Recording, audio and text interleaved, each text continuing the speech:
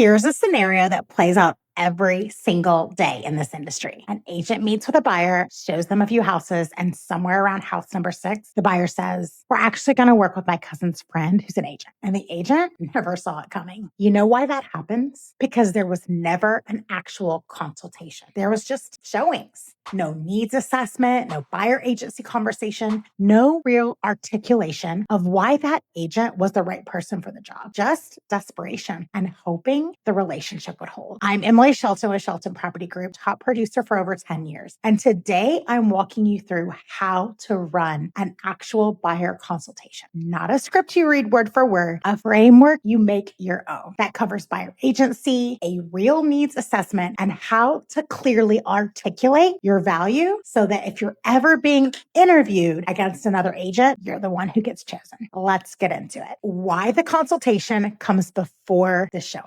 I want to start right here because this is the mistake that costs agents the most business without them even realizing it. Too many agents skip straight to showing houses because it feels productive. You're in the car, you're touring properties. It feels like you're real estating. But if you haven't sat down with that buyer first, actually sit down, whether that's in person over coffee, on a video call, or even a structured phone conversation, you've skipped the step that determines whether this relationship has a real foundation. The buyer consultation does 3 things. It establishes buyer agency so everyone understands how you're compensated and what your role actually is. It gives you a real needs-based assessment so you're not wasting anyone's time touring homes that don't fit their goals or budget. And it's your opportunity to articulate exactly why you're the right agent for them. Because whether they say it out loud or not, every single buyer is evaluating you. You are being interviewed, even in a casual coffee shop meeting, so treat it that way. Next up, the framework and why it's not a script to memorize word for word. Now, I'm going to walk you through a 3-part framework here. And I want to be really clear about something before I do this. This is a structure, not a script you read off a page. If you say these words exactly the way I say them in your voice, with your personality, it's going to sound robotic. And your buyer is going to feel like they're talking to a brochure.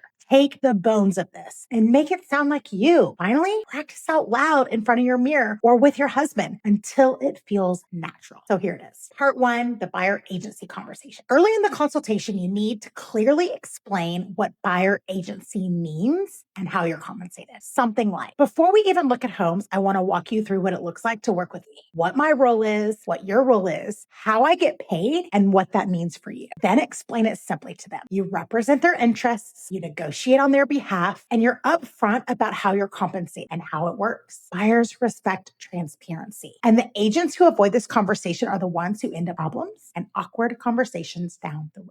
Part 2, the needs-based assessment. This is where you actually listen more than you talk. Ask questions like, walk me through what's prompting this move. What does your day-to-day life look like? And how do you want this home to support your lifestyle? What are non-negotiables and what are you flexible on? Have you looked at homes already? What did you like? What didn't work? Notice something. None of those are yes/no questions. You're trying to get them talking because the more they talk, the more you learn about what actually matters to them, which is usually different from the list that they think they want. Someone might say they need a 4-bedroom house, but what they're really telling you is they need separation between their work and home space from their kids. That's the kind of insight that makes you look like you actually understand them instead of just opening lockboxes. Part 3, last step, articulate your value. This is the part agents skip the most, and it's costing them business. At some point in the consultation, you need to directly and confidently say why you're the right person for this. Not arrogantly, confidently. Something like, here's how I work with buyers. I do a deep dive on every property before we even walk in. So when we're standing in the home, we're having a real conversation about value. We're not guessing. I negotiate on your behalf from a place of knowledge, not emotion. And once we're under contract, I'm managing every deadline and every detail so nothing falls through the cracks. You're allowed to say what makes you good at this job. In fact, you need to, because somewhere down the line, that buyer may meet another agent at an open house or get a referral from a coworker. And if you've never given them a clear reason why to choose you specifically, they have nothing to compare that agent against. And I want to pause right here for a second because what I'm about to cover next is the difference between the buyer who sticks with you for 3 months and the one who disappears after the first showing. So stick with me. How to handle the "we're still dealing with" notes. Sometimes a buyer will say it directly. "We're still talking to a couple of agents." Or, "My friend is also a realtor, so we might go with her."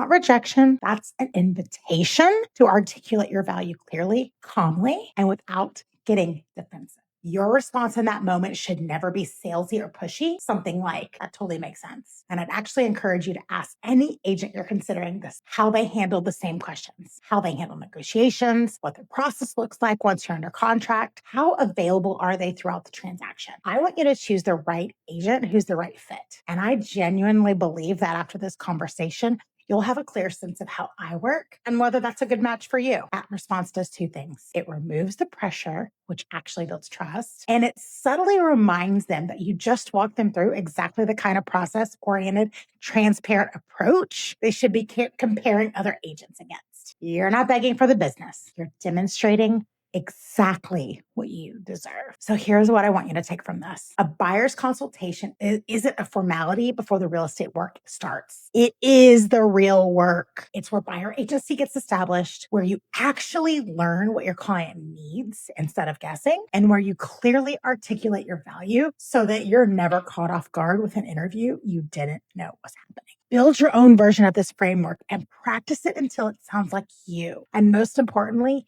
use it on every single buyer consultation, no exceptions. Because the agents who's skipping this step are the ones wondering 3 to 6 months from now why their buyers disappeared. I've put together a buyer consultation script resource covering buyer agency language, needs assessment questions, and value articulation examples. You can drop scripts in the comments and I'll send it your way. If you want to talk through how to put this into practice in your specific market, that's exactly what my free strategy calls are for. The link is in the description. If you haven't seen my video on lead generation without cold calling, go watch that next. Because once you've mastered this consultation, you're going to want a steady stream of buyers to run with. Subscribe if this was helpful, and I'll see you on the next one. I'm Emily Shelton with Shelton Property Group, where we are family real estate.